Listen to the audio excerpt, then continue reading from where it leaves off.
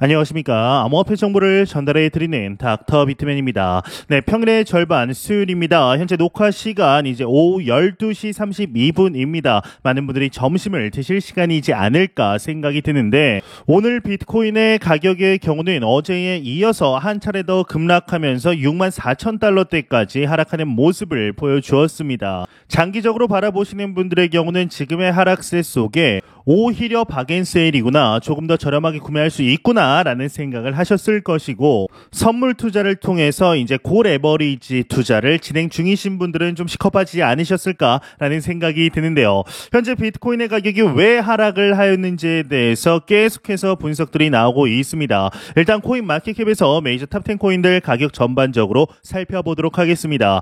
네, 일단 비트코인의 경우는 전날 대비 1.35% 하락한 65,900달러대 나타내고 있습니다.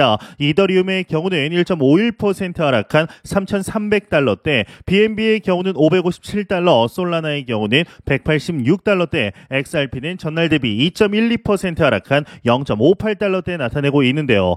이 비트코인 더미넌스의 경우는 52.1% 나타내고 있고, 이더리움 더미넌스는 19.5%, 15.9%, 비트코인 반감기는 17여일 정도 남아 있는 것을 확인할 수가 있습니다. 네, 현재 비트코인이 이틀 연속 계속해서 지지부진한 모습을 보여주고 있습니다. 이제 얼마 전까지만 해도 이 7만 달러를 다시금 탈환해서 7만 1,000달러를 일시 넘었었죠. 전 고점이었던, 단기 전 고점이었던 7만 3,800달러를 넘느냐 마느냐, 이러한 이야기들이 많았었다가 한 차례 급락을 하면서 최저 6만 4,000달러까지 이제 하락을 한 후에 현재 가격대에서 보합 흐름을 나타내고 있습니다. 이제 어제는 비트코인의 하락 원인에 대해서 부활절 유동성 감소로 인해서 이 매수 압력이 줄어들었다, 매도 압력이 증가했다라는 이제 소식과 이제 현물 ETF에서 8,800만 달러의 순 유출이 일어났다, 이 그레이스케일 GBTC에서 순 유출이 이제 일어났기 때문에 하락을 했다라는 소식, 추가적으로 이제 미 연준의 제롬 파월이죠. 이 제롬 파월의 조동아리가 잘못했다. 이제 제롬 파월의 경우는 이 주말 공영 라디오 방송에서 이 경제 성장이 여전히 강하고 인플레이션이 목표치를 상회하고 있기 때문에 금리 인하를 서두를 필요가 없다. 즉 시장에 돈을 풀지 않을 것이다. 풀기에는 조금 더 시간을 가져도 된다 라는 식으로 시장이 받아들였기 때문에 하락했다라는 분석들이 나왔습니다. 예, 어제 한 차례 추가 급락에 대해서 추가적인 분석이 나왔는데, 이 블룸버그에서 이러한 내용이 나왔습니다. 어제 암호화폐 시장 하락은 비트코인 현물 ETF 추적 자동화 거래의 여파이다라는 분석을 내놓았는데요. 한번 내용 보도록 하겠습니다. 이 블룸버그가 복수 업계 관계자를 인용하면서 아시아에서 시작된 암호화폐 시장의 하락세가 미국 비트코인 현물 ETF 자금 유출입에 반응하는 이 자동화 거래의 여파일 수 있다라고 전했다고 합니다. 이 트레이딩 업체 아르벨로스 마켓의 CEO인 쉴리앙 탕의 경우는 아시아 시장에서 비트코인 현물 ETF 자금 흐름을 추적, 알고리즘 트레이딩에 응용하기도 한다. 아시아 거래 시간대에서는 2월과 3월 초 시장이 강세를 보였지만 모멘텀이 옅어지고 있다라는 분석과 이제 추가적으로 미국 비트코인 현물 ETF는 비트코인의 유통량의 5.5% 상당을 보유 중으로 이제 ETF 자금 유출입 흐름은 금보다 비트코인에 더 큰 영향력을 미치고 있다라는 분석이 나왔습니다.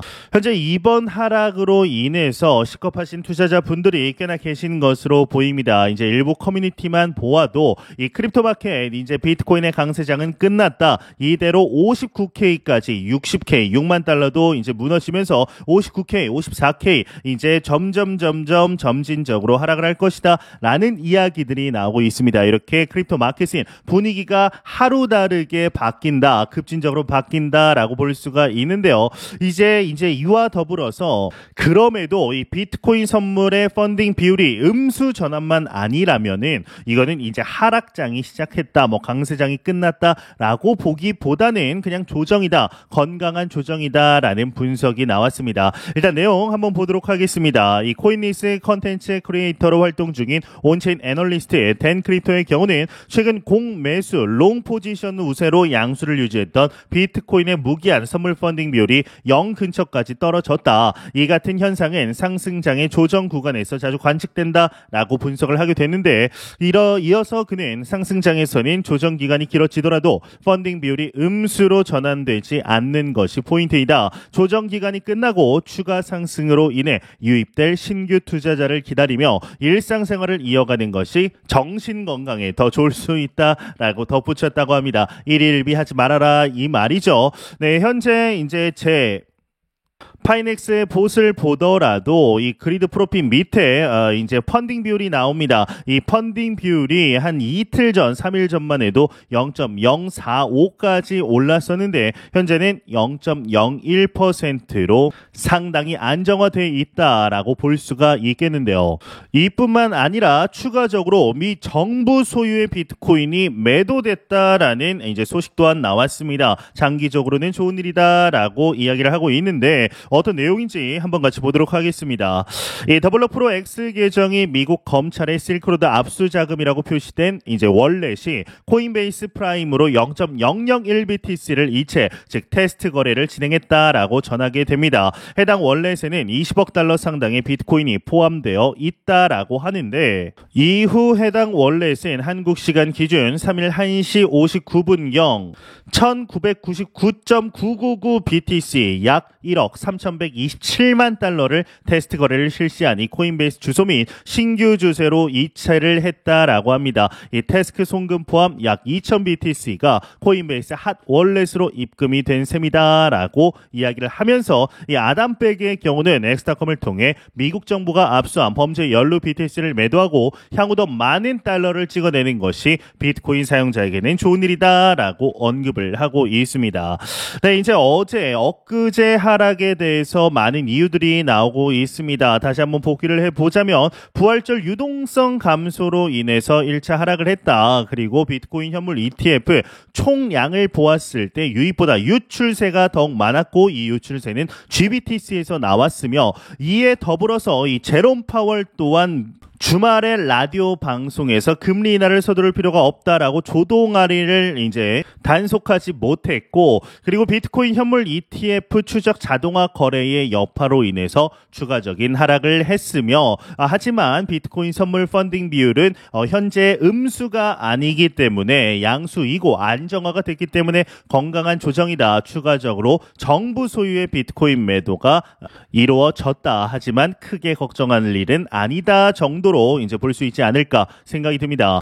이 외에도 가격 급락에 대해서 굉장히 많은 분석들, 코에 걸면 코걸이, 귀에 걸면 귀걸이인 분석들이 수십 가지가 나왔습니다. 이를 먼저 알 수 있다라면 참 얼마나 좋을까요? 수년째 비트코인의 가격에 대해서 보고 있노라면 급등 혹은 급락을 했을 때 이후에 여러 가지 이유에 대해서 갖다 붙이는 경우를 상당히 많이 봐왔습니다. 월가의 격언이 하나가 있죠. 시장의 타이밍을 맞추기보단 항상 시장 안에 있어라 라는 격언이 갑자기 생각이 납니다.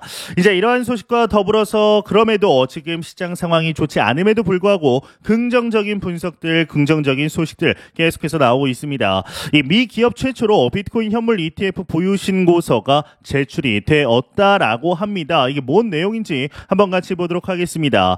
네, 미국 최초 기업의 이제 비트코인 현물 ETF 보유 신고서가 미국 SEC로 제출이 되었다라고 합니다. 미국 사우스 캐롤라이나주 소재 기업 버켓 파이낸셜이 미국 비트코인 현물 ETF 투자 현황을 담은 기업 투자 현황 신고서를 13F를 이제 SEC에 제출했다라고 하는데 이제 신고서에 따르면 버켓 파이낸셜의 IBIT 투자 금액은 총 약 24,363달러라고 합니다. 이제 하나로 3,287만 원, 약 3,200만 원 정도 투자를 한 것인데 생각보다는 상당히 소액이죠. 이 버켓 파이낸셜의 신고서 제출은 기업의 비트코인 현물 ETF 투자 현황을 공식적으로 규제 기관과 대중에게 밝힌 첫 사례로 신고서 제출 사례가 가장 큰 의미를 지닌다라고 합니다. 이 외 내용 그리 중요하지 않아 넘어가도록 하겠습니다. 이제 한 기업에서 비트코인 현물 ETF에 투자한 금액이 3,300만 원이 절대로 큰 금액은 아닙니다. 하지만 이를 절대로 실망하실 필요는 없다라고 생각을 하는데요. 현재 기업들의 비트코인 현물 ETF의 투자는 즉 본인들의 포트폴리오의 변화는 이루어지지 않았습니다. 이제 막 SEC에게 우리 이렇게 바꿀 것이다. 포트폴리오의 비트코인 현물 ETF를 몇 % 정도 이제 담을 것이다 라고 이제 막 제출을 하고 있는 중이죠. 기업들의 포트폴리오 변화가 대략적으로 한 5개월에서 6개월 정도 걸린다라고 보았을 때 올 하반기 비트코인 현물 ETF가 승인이 되고 비트코인 반감기가 이루어지면서 금리 인하가 이루어지고 미 대선으로 인한 추가적으로 기관 투자자들의 본격적인 유입세가 들어오게 된다라면 이번 사이클은 여지없이 슈퍼 사이클로 시작이 되지 않을까, 진행이 되지 않을까라는 생각이 듭니다. 뿐만 아니라 헤지 펀드가 현재 암호화폐 시장으로 복귀하고 있다라는 소식들도 나오고 있습니다. 이 포춘의 경우는 비트코인이 연이어 사상 최고가를 경신함에도 불구하고 최근 랠리는 소매 투자자들이 참여하지 않은 상황이다라고 진단을 하게 되는데, 대신 1월에 승인된 비트코인 ETF와 자산관리회사와 같은 전통적인 기업들이 시장에 진입을 하고 있다는 것, 헤지펀드의 참여도 이 같은 맥락으로 풀이될 수 있다라고 이야기를 하고 있습니다. 이렇게 비교적 낙관적인 소식들도 나오고 있지만 다소 부정적인 소식들도 나오고 있습니다. 이제 월가의 유명 투자 은행이죠. 이 골드만삭스의 경우는 고객들이 여전히 관심이 없다, 이 비트코인의 부정적인 입장이 여전하다라는 분석이 나왔습니다. 견해가 나왔는데 한번 내용을 보게 되면 골드만삭스의 샤르민 모사바르 라흐마니 최고 투자 책임자가 암호화폐에 대한 부정적인 입장을 표했다라고 합니다. 블록체인 매체 코인데스크에 따르면 샤르민 모사바르 라흐마니는 오랫동안 비트코인 및 기타 디지털 자산에 대해 회의적인 입장을 취해왔는데, 라흐마니는 올해 초 블랙록, 피델리티와 같은 전통 금융 경쟁사들이 암호화폐 업계에 대한 노력을 2배로 늘리기로 결정을 한 후에도 골드만삭스의 고객들은 이에 별다른 관심을 표하지 않았다라고 밝히게 되었습니다. 또한 이제 추가적으로 월스트리트 저널과의 인터뷰에서는 우리는 암호화폐가 투자자산군이라고 생각하지 않는다라면서 암호화폐는 그 가치를 실제로 평가할 수 없기 때문인데, 이제 실제로 평가할 수 없기 때문에 투자를 할 이유를 못 찾겠다라는 이유가 현재 2024년에 나왔다라는 것 자체가 참 아이러니입니다. 이 골드만삭스의 경우는 비트코인에 대해서 정말 투자 가치를 못 느끼고 있는 것인지, 앞에서는 이렇게 이야기를 하지만 뒤에서는 다른 꿍꿍이가 있는 것인지, 이랬든 저랬든 이러한 언급이 골드만삭스에게 나온다라는 것 자체가 참 아쉽고 속상합니다. 비트코인의 실제적인 유즈 케이스와 실제 가치에 대해서는 조금만 공부를 하면 충분히 알 수 있으니 말이죠. 개인적으로는 골드만삭스의 이런 입장이 그리 길게 가지는 않을 것이라고 생각을 합니다. 이미 미 SEC가 현물 ETF를 통해서, ETF 승인을 통해서 비트코인의 안심 인증 마크를 박아버렸습니다. 정부가 인정한 자산이자 앞으로 절대로 없어지지 않을 자산이라는 것을 인증을 한 것이죠. 어디가? 미 정부가 인증을 한 것입니다. 과연 골드만삭스가 이러한 거대한 금융의 흐름을 거스르는 짓을 할 수가 있을까요? 길게 봐야 올 하반기 안에 입장을 바꾸지 않을까라는 생각이 듭니다. 이와 더불어 리플 XRP에 관한 소식들 지속적으로 나오고 있습니다. 이제 어제 하나의 소식이 나왔습니다. 리플과 SEC가 뉴욕에서 비공개 합의 회의를 했다. 이 리플사의 CEO 브래드 갈링하우스도 참석을 했다라는 소식이 나오게 되었는데, 리플사와 SEC가 3월 29일 분쟁을 해결하기 위해 합의 논의를 이제 진행을 했다라는 것이죠. 이제 최고 법률 책임자인 이 스튜어트 알데로티와 브래드 갈링하우스가 이 회의에 참석을 하면서, 알데로티는 SEC가 암호화폐 업계에 제기한 8건의 소송을 예로 들면서 규제의 모호함을 이제 비판을 했다라고 합니다. 논의 내용에는 SEC가 요구하고 있는 20억 달러의 벌금도 포함이 되어 있다라고 하는데, 20억 달러면 하나 약 2조 6천억 원에 달하는 벌금을 내라라고 이야기를 하고 있는 것이죠. 이에 알데로티는 판결이 확정되지도 않은 상태에서 20억 달러의 벌금을 요구하는 것은 과하다라고 강하게 비판을 하게 됩니다. 이외 내용 이제 넘어가도록 하겠습니다. 최근 들어서 이제 리플과 SEC 그리고 XRP 관련하여서 그렇게 임팩트 있는 내용들이 나오지는 않고 있습니다. XRP의 가격이 올해 말 최대 1달러에 도달할 것이다, 아니면 0.50달러가 붕괴할 수도 있다라는 등의 이제 가격적인 분석들 외에는 이렇다 할 중요 내용들이 나오지는 않고 있습니다. 예, 수많은 XRP 투자자들 1년, 2년, 길게는 3, 4, 5, 6, 7년 정도 투자를 하고 계신 투자자들에게 기회비용이라는 단어가 생각이 날 수밖에 없게 만들고 있는데요.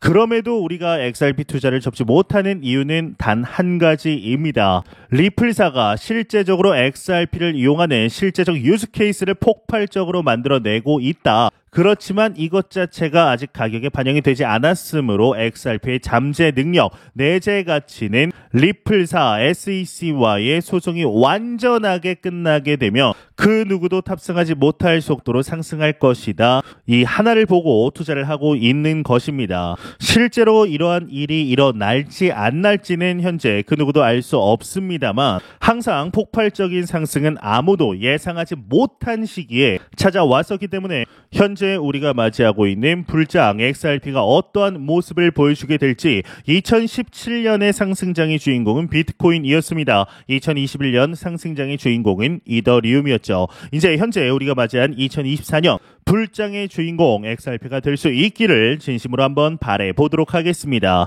네, 공포탐욕 지수 한번 보도록 하겠습니다. 이제 전날 대비 가격의 하락으로 인해 다소 하락했습니다. 8포인트 하락한 71포인트 기록하면서 그리드, 익스트리미 그리드, 극단적인 탐욕에서 그리드 탐욕 단계 이어가고 있습니다. 이 지수는 0이면 공포, 100이면 낙관을 의미하게 되죠. 네, 현재 비트코인의 가격이 66,000달러를 다시 한번 탈환하면서 이걸 또 말아 올리냐라는 이야기를 듣고 있습니다. 여러분들도 아시겠지만 이 비트코인의 경우는 아무리 가격을 하락시켜도 아무리 정부에서 아무리 기관들이 죽이려고 해도 좀비처럼 살아났고 실제적으로 본인의 생명력을 증명한 자산입니다. 이에 미국 또한 굴복하고 SEC가 현물 ETF를 승인함으로써 본인들의 제도권 안으로 들여오게 된 것이죠. 지금의 단기적인 조정, 급등락 아무런 의미가 없습니다. 현재 우리가 집중을 해야 되는 건 한 달 뒤, 두 달 뒤의 가격이 아닙니다. 1년 뒤, 1년 반 뒤, 2년 뒤 비트코인의 가격이 어떻게 바뀌게 될 것인지 그때 돼서 현재의 가격대인 66,000, 7만 달러, 7만 1,000달러를 돌파했다가 6만 4,000달러까지 하락을 했던 시기가 과연 크게 의미가 있었던 시기인지 큰 숲을 바라볼 때가 아닐까라는 생각이 드는데요. 현재는 절대로 매도할 시기가 아닙니다. 계속해서 매수를 하며 개수를 홀딩하고 지키며 이 지키기 위해서는 본인만의 투자 철학, 투자 신념이 필요하고 이 투자 철학과 투자 신념이 올곧게 올바른 방향으로 가기 위해서는 지속적인 공부가 필요하게 됩니다. 절대로 투자 공부 게을리하지 마시고 매 영상 말씀드렸지만 단기적인 시각이 아닌 장기적인 시각으로 또한 오랜 시간 동안 함께할 수 있는 여유 자금을 통하여 투자를 진행하시길 진심으로 바라보도록 하겠습니다. 네, 제가 준비해온 소식은 여기까지입니다. 영상이 도움이 되셨다면 구독과 좋아요 그리고 광고 한 편만 처음부터 끝까지 시청 부탁드립니다. 이 채널엔 오직 광고 수익으로 운영이 되게 됩니다. 항상 영상 시청해 주시는 시청자분들, 구독자분들 너무나 감사드립니다. 오늘 남은 시간 잘 마무리하시길 바라면서 저는 더욱 도움이 되는 영상으로 찾아뵙도록 하겠습니다. 지금까지 닥터 비트맨이었습니다. 감사합니다.